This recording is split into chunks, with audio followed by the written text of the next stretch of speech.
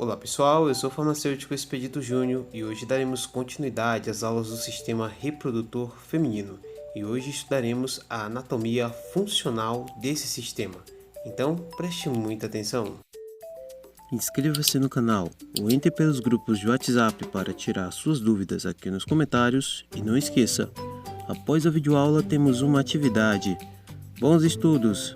Meu nome é Rogério, está no ar mais uma videoaula e a videoaula de hoje é sobre o sistema reprodutor feminino. Então o objetivo da aula de hoje é estudar a anatomia funcional do sistema reprodutor feminino, que você também pode chamá-lo de sistema genital feminino. Então vamos lá. Para ficar mais fácil para vocês, a gente vai fazer o seguinte: a gente vai dividir o sistema reprodutor feminino em duas partes principais, nos seus órgãos externos e nos seus órgãos internos. Então eu numerei aqui os órgãos do sistema reprodutor feminino em 6. Então eu tenho aqui os ovários, as tubas uterinas, o útero, a vagina, a vulva e as mamas. Então, do número 1 ao número 4, vocês têm os órgãos internos do sistema reprodutor feminino.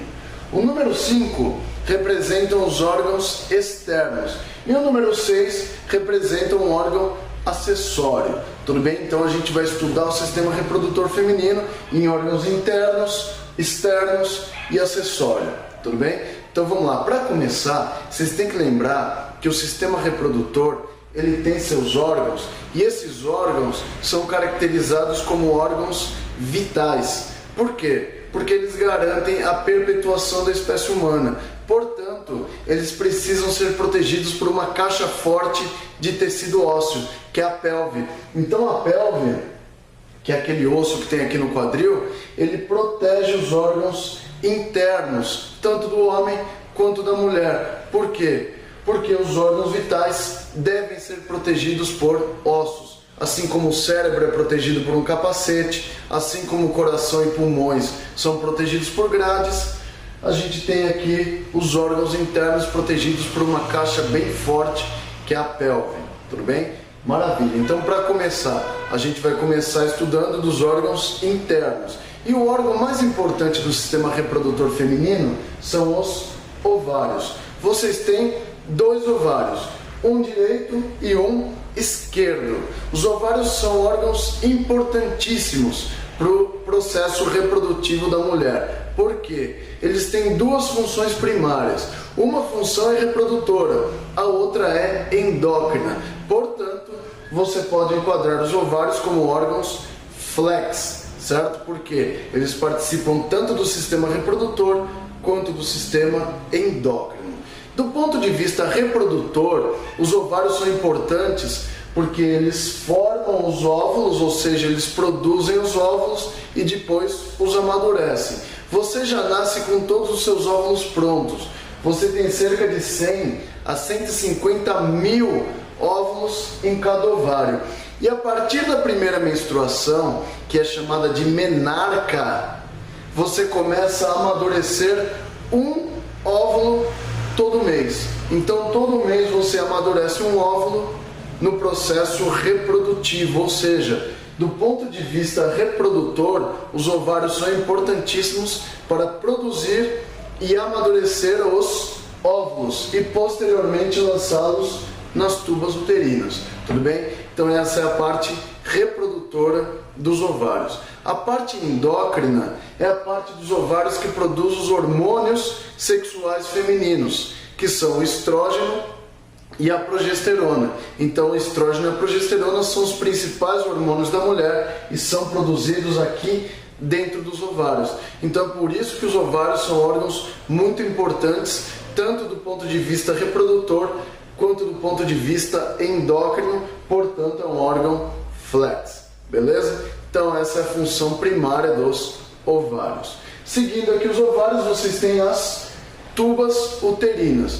Tem 2 tubas uterinas, uma direita e outra esquerda, ou seja, uma tuba uterina para o ovário direito e uma tuba uterina para o ovário esquerdo. As tubas uterinas, antigamente, muito antigamente, eram chamadas de trompas de falópio. Esquece esse nome. Se você está estudando por um livro que está chamando as tubas de trompas de falópio, fecha esse livro, joga ele fora porque é muito antigo, tudo bem? Então o nome atual são tubas uterinas. Qual que é a função primária das tubas uterinas? As tubas uterinas é o local onde vai ocorrer a fecundação, certo? O encontro do espermatozoide com o óvulo. Então vamos entender como isso ocorre. Veja bem, ó, você tem os ovários aqui, que ele parece com uma noz, ele é uma bolinha, e aí você tem ali o início das tubas uterinas, aqui encostado no ovário. Então, eles não estão ligados diretamente entre si. Você tem o ovário e aí aquelas franjinhas da tuba uterina ficam rodeando os ovários ali, fica assim, ó, certo? Então os ovários têm uma peruquinha ali. Essa peruquinha que tem lá na ponta das tubas uterinas, essas franjinhas aqui, são chamadas de fímbrias das tubas uterinas. Essa porção aqui mais dilatada próximo das fímbrias é chamada de infundíbulo, e essa dilatação maior aqui é chamada de ampola da tuba uterina. Então vamos entender o que acontece aqui. Essas franjinhas, que são as fímbrias, elas ficam lá em volta dos ovários. E toda vez que o ovário liberar um óvulo, o que essas fímbrias fazem? Elas estão ali em volta e tentam pegar aquele óvulo e jogar ele para dentro da tuba uterina.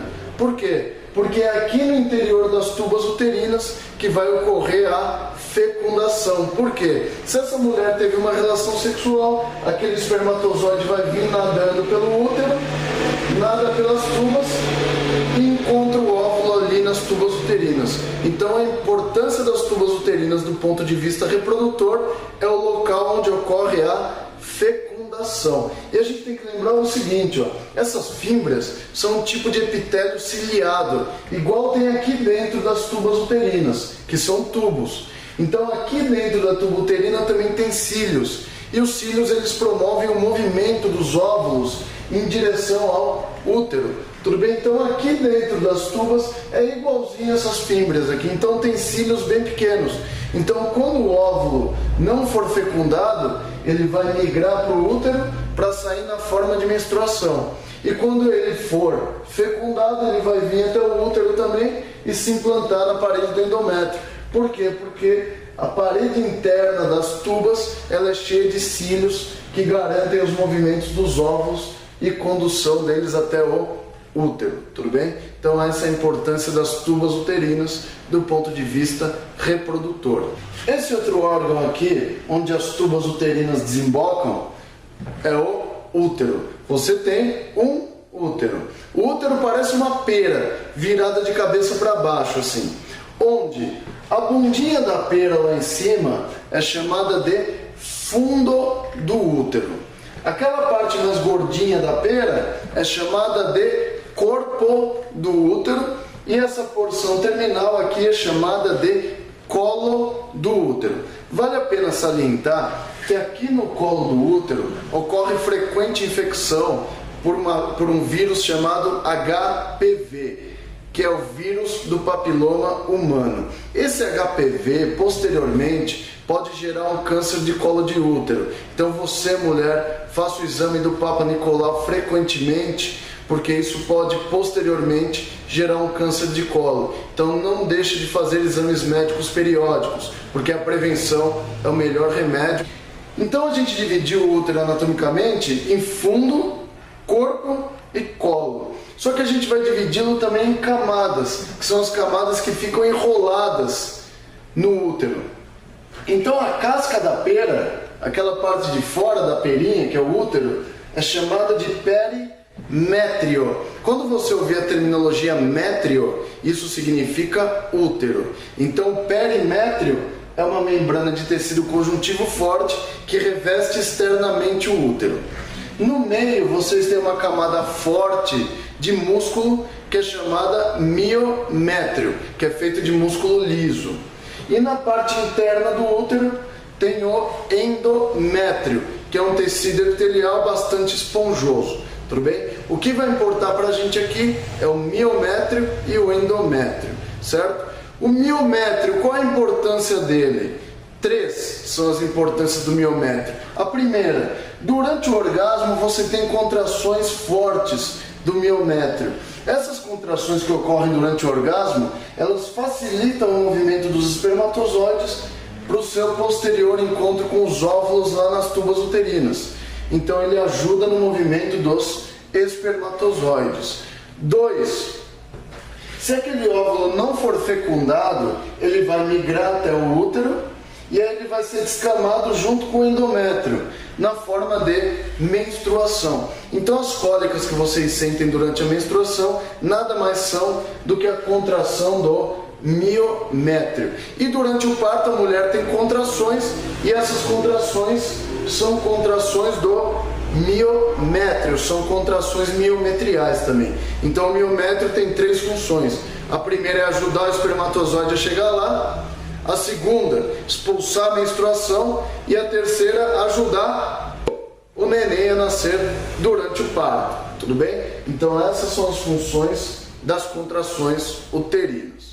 O endométrio, que é a camada mais interna de tecido epitelial e bastante esponjoso, ele é importante em que sentido?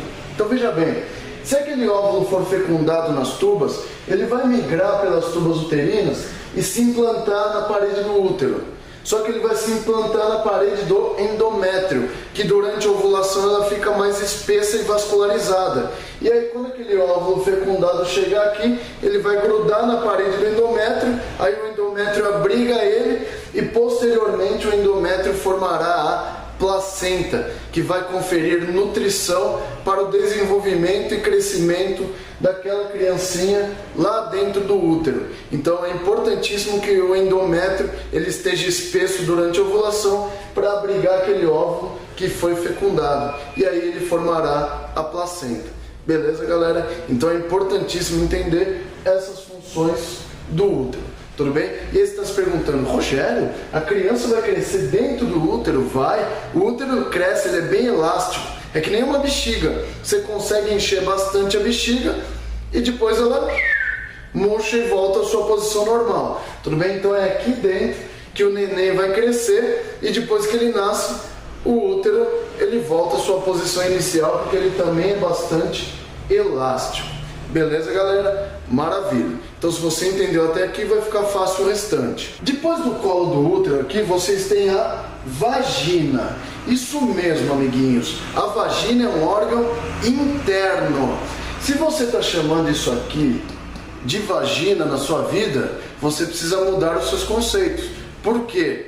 Porque a vagina é um órgão interno, certo? A vagina, ela é recoberta por muco na sua parte interna, ou seja, ela tem glândulas secretoras de muco, e esse muco que tem aqui dentro da parede da vagina, ele é altamente ácido. Essa acidez que tem dentro da vagina, ela neutraliza algumas bactérias que vivem aqui dentro. Então vocês têm mais de 30, 40 tipos de bactérias diferentes dentro da vagina, e a acidez da vagina neutraliza a ação dessas bactérias. Tudo bem? Então isso é importantíssimo entender que a vagina está protegida por um muco que é altamente ácido. E em volta da vagina ela é um tubo muscular de musculatura lisa. E essa musculatura lisa da vagina tem basicamente as mesmas funções do miométrio, ou seja, só que a vagina ela vai ser o ponto de introdução do pênis, só que ela também vai ser o ponto de saída da menstruação e o ponto de saída do neném durante o parto. Então essas são as funções da vagina, que é um órgão interno. Tudo bem? Então olha aqui, ó, a vagina é um órgão interno. Isso aqui é a vagina e isso aqui é o útero. Ó. Tudo bem? Então ela é um órgão interno. Os órgãos sexuais externos da mulher correspondem ao que é chamado de vulva ou pudendo. Os órgãos da vulva ou pudendo são os grandes lábios, os pequenos lábios, os pelos pubianos e o clitóris, basicamente. Então vamos aos grandes e pequenos lábios. Os grandes lábios e pequenos lábios são dobras de pele que vão servir como portas. Tudo bem? Essas portas evitam o corrimento daquele muco que tem dentro da vagina e aquele muco fica localizado dentro da vagina sem escorrer. tudo bem? Quando ocorre corrimento é porque existe muita produção de muco e você está tendo algum tipo de infecção na vagina, tudo bem? Então esses grandes e pequenos lábios eles servem como uma proteção para evitar que o muco saia e para evitar também que estruturas maiores entrem. Que tipo de estruturas maiores? Você tem que saber que assim, não foi sempre que na humanidade aí que usou-se calcinha. Então era comum na Idade Antiga entrar insetos na vagina das mulheres, tudo bem? E esses grandes lábios eles protegem a entrada da vagina contra alguns agressores maiores. Ou seja, contra os agressores microbianos, você tem a acidez da vagina que neutraliza eles. Contra agressores maiores, vocês têm os grandes lábios, os pequenos lábios e os pelos pubianos. E por último aqui o clitóris. O clitóris que está envolvido na excitação sexual. E o clitóris, quando ele é excitado, ele vai gerar as contrações na vagina e no útero. E essas contrações, vocês sabem, que ajudam o espermatozoide a nadar e encontrar o óvulo lá nas tubas uterinas. Então o clitóris é um órgão de excitação sexual. Durante o desenvolvimento embrionário, naqueles 3 primeiros meses de gravidez, não dá para saber se é menino ou menina, porque no desenvolvimento embrionário o menino e a menina são exatamente iguais. Tanto que o clitóris ele tem uma glande, igual o pênis tem a glande, entendeu? Então eles são bem parecidos. Só que no clitóris a glande é bem pequenininha depois que a mulher se desenvolve a partir de seus hormônios, tudo bem? E é importante salientar aqui também uma diferença fundamental entre homens e mulheres, que no homem a uretra é o ponto de saída do esperma e da urina. Ou seja, no homem a uretra é tanto uma via urinária quanto sexual. Na mulher, vocês podem observar aqui, ó, que tem a vagina onde entra o pênis, aqui na frente tem a uretra e a bexiga, e aqui atrás tem o ânus, certo? Então isso significa que na mulher você tem uma via sexual, que é a vagina, e uma via urinária, que é a uretra. Então são 2 vias distintas no sexo feminino, tudo bem? Então vocês podem ver aqui, ó, que aqui tem o canal vaginal, esse pretinho pequenininho é a uretra e esse pretinho aqui é o ânus, tudo bem? Então é uma via para a saída da urina e outra para a entrada do pênis, tranquilo? E para terminar aqui um órgão acessório que é a mama. A mama ela deu uma característica fundamental ao corpo feminino e ela está relacionada também à excitação sexual e produção de alguns hormônios que gerarão contrações na musculatura uterina e vaginal. Assim como depois do nascimento da criança, ela ainda confere a lactação, ou seja, ela produz o leite que ele tem as gorduras, proteínas, sais minerais e vitaminas fundamentais para o crescimento e desenvolvimento da criança, principalmente no primeiro ano de vida. Beleza, galera?